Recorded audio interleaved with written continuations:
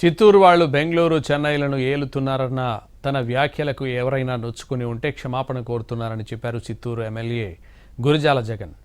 తెలుగువారు దేశంలో ఎక్కడైనా రాణిస్తారన్న అర్థం వచ్చేటట్టు మాత్రమే తాను మాట్లాడానని తెలిపారు. తనకు ఇతర భాషను ఇతర రాష్ట్రాన్ని కించపరిచే ఉద్దేశం లేదన్నారు. అయితే బెంగళూరు చిత్తూరులోని కొందరు ప్రత్యర్థులు తన వ్యాఖ్యలను వక్రీకరించి దుమారం రేపుతున్నారని ఫైర్ అయ్యారు. కామన్గా ఏం చెప్పానంటే మన ఆంధ్ర రాష్ట్ర ముఖ్యమంత్రి కూడా చిత్తూరు నుండి ప్రాతినిధ్యం వహిస్తున్న వ్యక్తి.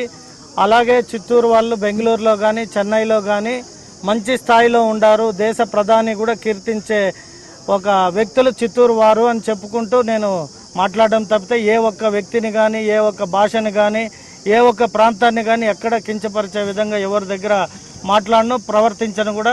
కొందరు రాజకీయ లబ్ధి కోసం ప్రాంతీయ తత్వాన్ని కులతత్వాన్ని మతతత్వాన్ని రెచ్చగొట్టే పార్టీలో నాయకులు ఉంటారు.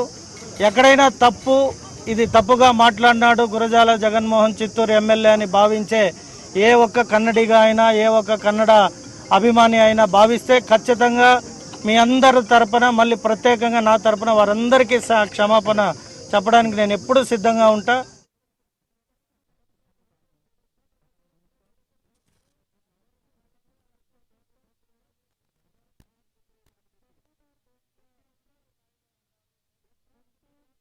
అంటేనే ఈరోజు ప్రపంచంలో బెంగళూరు సగాన్ని పరిపాలిస్తూ ఉండేది చిత్తూరు వాళ్ళని చెప్తారు.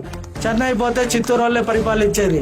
ఈ భారతదేశంలోనే ప్రధాని గారే చిత్తూరు నుండి ఎన్నికైన మా నాయకుడు నారా చంద్రబాబు నాయుడు గురించి చాలా గొప్పగా అనేక సభల్లో చెప్పాడు. అంతకంటే చిత్తూరు వాళ్ళకి వేరే ఎవరో కిరీటాలు పెట్టాల్సిన.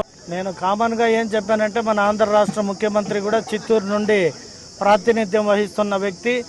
అలాగే చిత్తూరు వాళ్ళు బెంగళూరులో కానీ చెన్నైలో కానీ మంచి స్థాయిలో ఉండారు. దేశ ప్రధాని కూడా కీర్తించే ఒక వ్యక్తులు చిత్తూరు వారు అని చెప్పుకుంటూ నేను మాట్లాడడం తప్పితే ఏ ఒక్క వ్యక్తిని కానీ ఏ ఒక్క భాషని కానీ ఏ ఒక్క ప్రాంతాన్ని కానీ ఎక్కడ కించపరిచే విధంగా ఎవరి దగ్గర మాట్లాడను ప్రవర్తించను కూడా.